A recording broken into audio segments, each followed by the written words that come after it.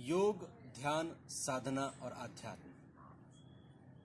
बाबा नीव करोली के बगैर भारत में जो मानव मात्र के कल्याण की कल्पना की गई, उसकी बात करना बेमानी होगा।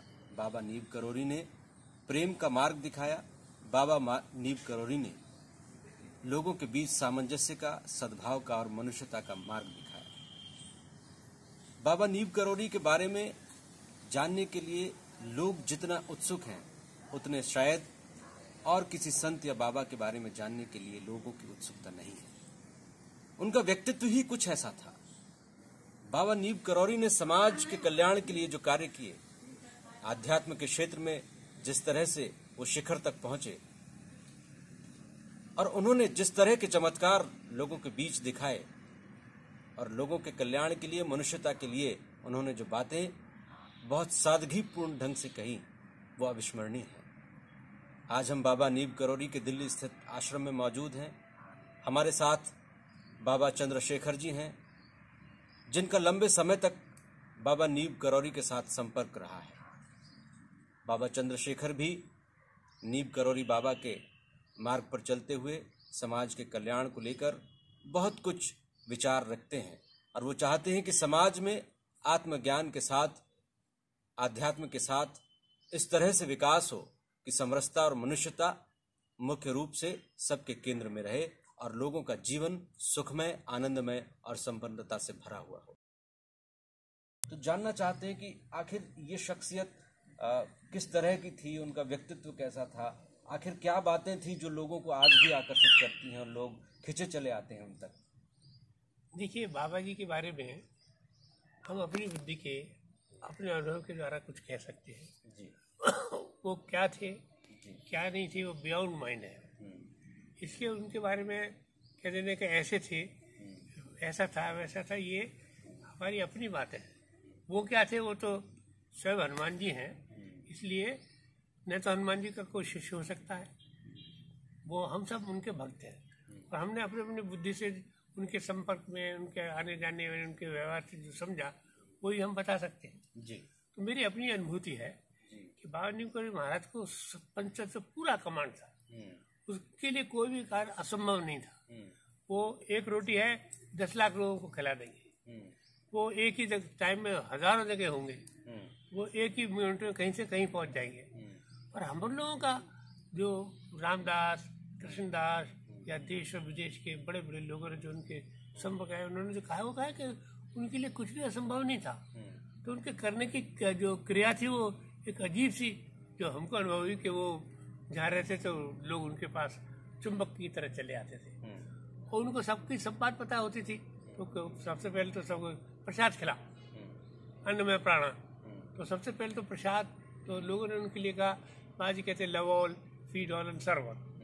तो हमारी दृष्टि में बाबा नीव करोली महाराज साक्षात हनुमान जी हैं। वो जब समाज की जिस तरह से सेवा करनी होती है, उस तरह का रूप धारण कर लेते हैं। तो हनुमान जी ने पंडित लक्ष्मीनारायण जी के शरीर में प्रवेश करके वो आ गए, और वो बाबा नीव के नाम से प्रसिद्ध हो गए। बाबा नीव करोली महाराज क्या करते थे, पहले पहले बहुत लोगों को कम ये बात मालूम है कि बाबा जी गाँव में गरीब लोगों के बीच में बैठे रहते थे, उनकी आवश्यकता की पूर्ति करते थे। बड़े बड़े एक आध लोग उनके साथ होते थे और वो स्वयं भी कुछ भी क्रिएट करने की क्षमता रखते थे। ऐसे क्रिएट कर लेंगे, स्वयं पंचतत्व है उनको कमांड। तो गांव में जा के लोगों को, बच्चों को, सबको अच्छा अच्छा खिलाते थे, अच्छी अच्छी बातें समझाते थे, उनका उत्थान करते थे। तो धीरे धीरे धीरे धीरे वो 60s में, 50s के बाद वो नैनीताल, वृंदावन, लखनऊ, कानपुर ऐसे बड़े बड़े शहरों में भ्रमण करने लगे और लोगों के उनके नज़दीक जाते गए। तो देखा गया कि बाबा नीव करोली महाराज को पर्सनल कमांड है, तो इसलिए यदि जहाँ वो बैठे वहाँ भंडारा चलता रहता था। तो अब आपके घर चले गए और आपके घर में अनुभूति है हमारी। एक शुक्ला जी थे, शुक्ला जी बाबा जी के साथ बहुत घूमते थे। तो लोग कहते थे, साले तुम तो माल खाते हो, बाबा जी के साथ जा रहे, माल खाने को मिलता है, तेरे घर जाना है। तो बाबा जी एक दिन उनको भेज दिया, कानपुर लखनऊ से, और वो उनके घर चले गए। वहाँ उनके घर में एक आधा किलो आटा रोज आता था, ऐसी उनकी स्थिति हो गई थी। और कानपुर के जो ब्राह्मण थे, तो उनकी स्त्री अपने रसोई में खाना बनाने के अंदर कोई जा नहीं सकता था। वहाँ गए बाबा जी, उसके घर में बढ़ गए, 200 आदमी आ गए बाबा जी के साथ। 200 आदमी को इतना बढ़िया खाना खिलाया गया कि लोग हैरान हो गए कि शुक्ला जी क्या तो ये ठाट है, इतने बड़े आदमी है। और शुक्ला जी तो बात थे ही नहीं। फिर सब चले गए। बाद में पढ़ा कि बाबा जी ने वो सब खुद कर लिया, कोई नहीं कर रहा था, न शुक्ला जी के कुछ था न कुछ। तो ऐसी अनेकों अनेकों अनेकों घटना है। एक दिन हम बैठे थे, हमारे मन में विचार था कि जो महात्मा लोग होते हैं उनके शरीर नहीं होता, वायु का शरीर होता है। हमसे बोले हमको नहलाओ, हल्ला मचा दिया उन्होंने। सुबह से नहाए के बैठ रहे 2 बजा दिए, तो हमको नहलाया नहीं। वो तखत पे कमरे में बैठे, हम नहलाने लगे। तो जब उनकी धोती बांधने के लिए किए तो ऐसे गांठ लगे, पार निकल गई। तो भाव तो उनके शरीर नहीं था, वायु का शरीर था, हाथ पार निकाल दो। ये सब दर्शाने की बात नहीं थी, ये बातें हैं। पहली बात तो ये हुई कि क्योंकि उनको पंचतत्व और कमांड था, तो वो हर व्यक्ति की हर बात को जानते थे, उसकी क्या आवश्यकता उसको जानते थे, और सबके लिए वो सब कुछ करने की स्थिति में रहते थे। वो अपने हिसाब से करते थे। वो परमपिता परमेश्वर है और सबकी इच्छाओं की पूर्ति की जगह वो ईश्वर की लीला का भी ध्यान में रखते थे। इसे नहीं है क्या करना चाहिए, जो नेचर क्या चाहती है, ईश्वर क्या था, वैसे वो करते थे। अब जब उनकी जानकारी शिक्षित समाज में ज़्यादा होने लगी और बाबा नीमकोरी के नाम से सारे विश्व में, देश में रामदास आ गया, कृष्णदास आ गया, विदेशी आ गए, और इस तरह से बाबा जी का मैसेज दुनिया में फैलने लगा। अब यहाँ जो कंक्लूजन है वो ये है कि बाबा जी ने आने वाले समाज की मानवता की रचना की है। हम किसी भी जाति के हों, किसी भी वर्ग के हों, छोटे हों बड़े हों, हिंदू हों मुसलमान हों, कुछ भी खाते कुछ भी पहनते, तो वो सबको अपने साथ रखते थे। इसका मतलब सारे विश्व का एकीकरण करते थे। बाबा जी एक बात है कि आगे आपसे बहुत बातें होनी है अध्यात्म को लेके। एक और चीज है कि जो आधुनिक समाज में जीने वाले, विज्ञान को मानने वाले लोग हैं, उनका बड़ा एक सवाल रहता है कि ये जो अतीन्द्रिय क्षमताएं हैं, दूसरों के मन की बात जानना, सूक्ष्म शरीर धारण करना, सूक्ष्म शरीर के साथ यूनिवर्स में चले जाना, तो इन सब चीज़ों को वो एक इल्यूजन मानते हैं कि ये सब चीज़ें संभव नहीं है, ये सिर्फ कथा कहानियाँ और किंवदंतियाँ ही हैं बस। यहाँ समझना पड़ेगा आपको कि हमारा देश आध्यात्मिक देश कहलाता है। आध्यात्म किसको कहते हैं ये समझना होगा। तो एक सूर्य प्रकाश होता है, सूर्य प्रकाश समान रूप से सारी सृष्टि का सर्जन करता है। एक होता है आत्म प्रकाश, जो आपके अंदर होता है। तो जितने भी महान लोग हुए वो आत्म प्रकाश में रहते, कहते समाधि में रहते थे। तो एक होता है हमारा पर्सनल माइंड, हम जहाँ पैदा होते हैं वहाँ शिक्षा लेते हैं, जहाँ घर में बैठते हैं वहाँ सब कुछ सीखते हैं, और हम एक पर्सनलिटी डेवलप करते हैं, वो पर्सनल हो जाती है। उससे डिवीजन होता है कि जब आपकी दुकान चल रही है तो आपको बनाने वाले की टप हो जाए, आपका कॉलेज चल रहा है तो मेरा जाते कॉलेज है। ये जो शिक्षा है ये डिवाइड करती है। ये पर्सनल जो माइंड सी है, हमको यूनिवर्सल माइंड में जाना पड़ेगा। तो यूनिवर्सल कहते हैं कि हमारे भारतीय इतिहास में लिखा है, वैदिक परंपरा में लिखा है कि हमारे शरीर के ऊपर एक सद्दल कमल है, वहाँ सहस्त्रों नसनाड़ियाँ हैं, वहीं से सारे शरीर का संचालन होता है। तो ये जो सद्दल कमल है इसमें पहले योगी लोग रहते थे। तो योगी लोग रहते थे, वो समाधि में रहते थे। समाधि का मतलब थोड़ी आंख बंद करते, वो सद्दल कमल में और प्रकाश में रहते थे, आत्म प्रकाश में रहते थे। तो एक हुआ सूर्य प्रकाश, एक हुआ आत्म प्रकाश। तो अब समय बदलता है, परिस्थिति बदलती है, हर तरीका बदलता है, ये सब बदलता ही जाएगा। अब ये समय आ गया है कि सबको आत्मज्ञानी होना चाहिए। तो बाजी कहते थे, कृष्णदास आया कि बाजी आत्मज्ञान, चल सबकी सेवा कर, सबकी सेवा आत्मज्ञान। उसने कई साल तक कैंची में सबको चाय पिलाई। एक दिन उनको बोले जाओ भाग, तो घबरा गया कि मेरे पास तो एक पैसा भी नहीं, एक जोड़ी कपड़े नहीं, बाहर निकालो। और फिर बुलाया, क्या अब तू गा हनुमान चालीसा पढ़। आज की तारीख में सारे विश्व में वो ऐसा हनुमान चालीसा पढ़ता है कि सब लोग उसके साथ इकट्ठे हो जाए, उसकी दुनिया की किसी चीज़ की कमी नहीं। तो कहने का तात्पर्य है कि आने वाला युग मानवता का युग है, उसकी स्थापना बाबा जी ने ऑलरेडी कर दी है। युग के बदलने में पहले ज़्यादा टाइम लगता था, क्योंकि अवेयरनेस, इंटरनेट और टेलीफोन के द्वारा सबको सब चीज़ों का पता है, इसलिए इसे स्पीड गेन कर लिए। तो आने वाले नज़दीकी समय में जो भारतीय वैदिक परंपरा है, वैदिक परंपरा कहते किसको जानना पड़ेगा। वैदिक परंपरा कहते हैं कि पहले जल से पृथ्वी, किसको भूमि का, भूमि को भारत का, इस भारत पर रहने वाले वैज्ञानिकों ने सूर्य से लेके पृथ्वी के आकाश तक की अखिल ब्रह्मांड की जानकारी की, उसको पेन डाउन कर दिया संस्कृत में। इसलिए वो संस्कृति, मानवता की संस्कृति सारे विश्व के लिए समान रूप से इम्पोर्टेंट है। तो उसके लिए करना पड़ेगा लव ऑल फीड, और सब आपको वसुदेव कुटुंब की स्थापना करनी पड़ेगी। तो बाबा जी के सामने वसुदेव कुटुंब था, औरतें भी थी, अच्छी भी थी, बुरी भी थी, आदमी था, गरीब था, सब साथ थे, सब साथ खाते पीते उठते बैठते थे। और बाबा जी सबको बताते रहते थे किसकी क्या है, तू जा, तेरे घर में ही हो गया। तो उनका एक्सप्लेनेशन करना तो मुश्किल है, पर ये बात समझ ली उनको सबका पता था, और वो पता उन्होंने एक्सपोज इसलिए किया कि अब आने वाला समाज मानवता का है, हम सबको आत्म प्रकाश में आना पड़ेगा। उस आत्म प्रकाश में आने के लिए हम अपनी बात कर रहे हैं, बाबा जी ने तो नहीं कहा कि हम सारा ब्रह्मांड नाद से चलता है। आज साइंस ने बताया कि सूर्य में भी ओम की ध्वनि निकल रही है, तो जो एक्टिविटी है वो नाद है उसका कारण। यदि आप बौद्ध में जाएं तो कौन सी बजाते हैं, हमारे यहाँ मंदिर में घंटियाँ बजती हैं और हम बोलते हैं, तो नाद ही संचालन का कारण है। तो नाद की उपासना कैसे करें? तो बहुत सारे लोग योगी बताते हैं, इंगला पिंगला शिष्पना, ऐसा ऐसा ऐसा बहुत से तरीके बताते हैं, पर वो उनको खुद को पता नहीं है। पर आप घंटनाद होता, हमने सोचा कि एक होता है शंखनाद, एक होता है घंटनाद, एक होता है कंठनाद। तो एक होता है कंठनाद, ओम बोलिए, ओम बोलेंगे तो कंठ तक जाएंगे। उसके बाद आप शंख कोई बजाए तो आप शंख बजाओगे तो सद्दल कमल तक तो जाए, पर शंख बजाने वाले 2 मिनट के बाद उसको दोबारा बजाएगा तो सिस्टम टूट जाएगा। एक होता है घंटनाद। तो हमारे कुछ मंदिरों में घंटे बनने हैं कि 1 घंटा बजाइए आप तो उसकी तरफ 40 मिनट से ज़्यादा रहेगी।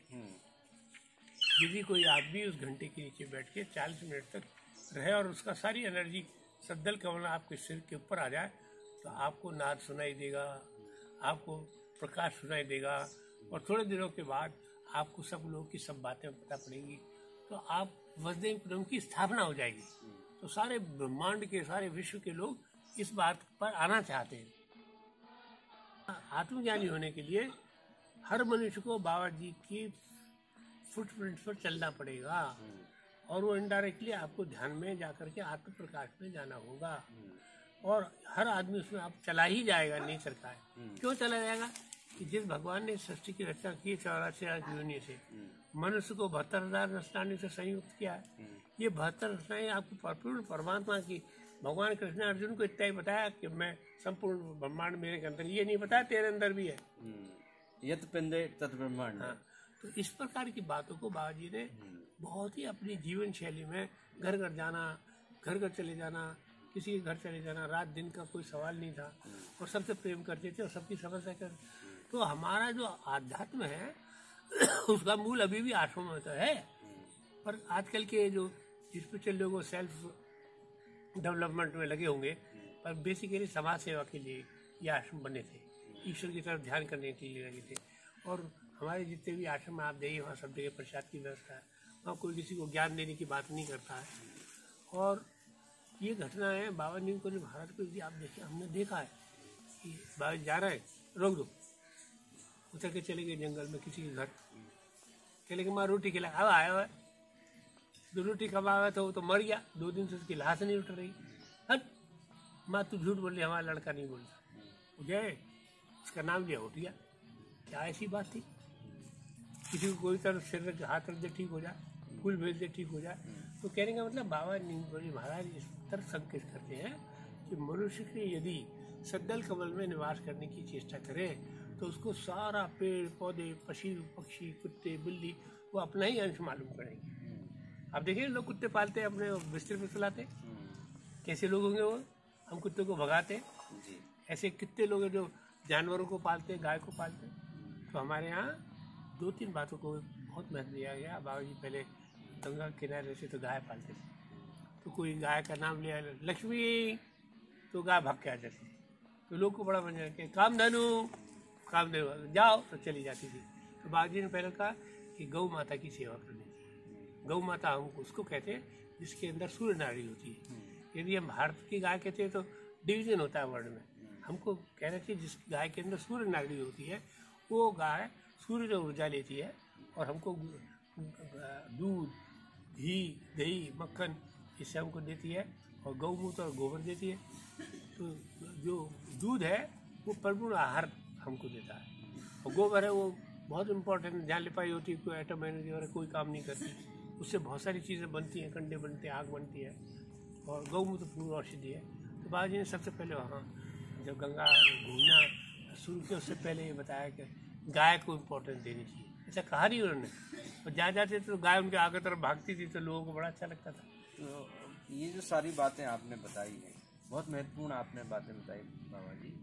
आखिरी सवाल आपसे करना चाहूँगा कि आप जो बात कर रहे हैं कि विज्ञान और आध्यात्म, अब सबको मिलाना पड़ेगा, और आपसे मेरी चर्चा हो रही थी तो आपने ये भी बताया कि आज हम गैजेट्स के ऊपर निर्भर हैं, कंप्यूटर के ऊपर, लैपटॉप, मोबाइल, ये सारी चीज़ें हमको चाहिए, उसके बिना हम जी नहीं सकते। लेकिन यदि व्यक्ति को आत्मज्ञान हो जाए और ये जो आध्यात्मिक विद्याएं हैं, ये जो आध्यात्मिक शक्तियां हैं, इनका हमें नॉलेज हो जाए, तो आने वाले समय में इन गैजेट्स के बिना ही हम अपने आत्मशक्ति के द्वारा लोगों से संपर्क कर सकते हैं, बात कर सकते हैं, और इससे भी अधिक विकसित हो सकते हैं। मतलब बिना किसी साधन के भी हम साधन संपन्न हो सकते हैं। देखिए, आपका कहना बिल्कुल ठीक है। हमारा ये कहना ये है कि साइंस एंड टेक्नोलॉजी डेवलपमेंट बहुत किया, पर यदि ऐसा भी कहना है कि ये यदि आप टेलीफोन, इंटरनेट, टेलीविजन देखेंगे तो 50 दिन में अंधे और बहरे पैदा होंगे। उसका उपचार क्या है? भाई ये जो आपके इंटरनेट पर संकलित है वो तो हमारे अकल ब्रह्मांड की सब बात हमारे सद्दल कमल में है, टोटल कंप्यूटर है वो, सारे विषय का, वो उसको लेके पैदा होते हैं, उसमें प्रवेश करके जाने हमारे पास क्या, हमारे आपकी जेब में 100 रुपये रखे, आपने जेब में हाथ डाला ही नहीं है तो 100 रुपये कहाँ पता पड़ेगा? खजाने पे बैठे हैं और पता चला कि बाहर ढूंढ। इसलिए आपको सद्दल पर्सनल साइंस से यूनिवर्सल माइंड में जाने की क्रिया करनी पड़ेगी, और उसमें घंटनाद बहुत ज्यादा श्रेष्ठ हो, क्योंकि नाद के द्वारा ही सारा ब्रह्मांड चलता है। किसी धर्म में देख लीजिए, घंटी का है, साउंड का है, लाइट का है, किसी और में प्रकाश का। बाबा जी, नीम करौरी बाबा यूं तो बिल्कुल बैकग्राउंड में रहते थे, ज़्यादा हाईलाइट नहीं होते थे, लेकिन इसके बावजूद भी एक समय ऐसा आया कि देश के प्रधानमंत्री मोरारजी देसाई, मार्क जुकरबर्ग और कई लोग उनकी मृत्यु के पहले और बाद में भी उनके भक्त बने, और उनके भक्त बनने का सिलसिला आज भी जारी है। तो हालांकि सूक्ष्म रूप में वो आज भी मौजूद है। तो क्या जादू था, क्या उनके अंदर ऐसा आकर्षण था कि उनके भक्तों की तादाद देश विदेश में फैल गई? देखिए, महाराज जी ने ईश्वर का काम किया है जी, वो एकीकरण का काम किया है। तो उन्होंने कुछ समय तक तो साइलेंट रह के वो सारे ग्रामवासियों के सब लोग, फिर देश का कोई बड़ा आदमी नहीं रहे, चाहे पंडित नेहरू हों, दीनदयाल उपाध्याय हों, लाल बहादुर शास्त्री हों, और जितने बड़े बड़े जो जुगल के वो रफे के जितने भी देश के नेता थे वो उनके संपर्क में थे। उनके संपर्क से क्या हुआ, भारत ने अपना रूप बदलना शुरू किया। जो हजारों साल लेता अब 10 साल लेगा।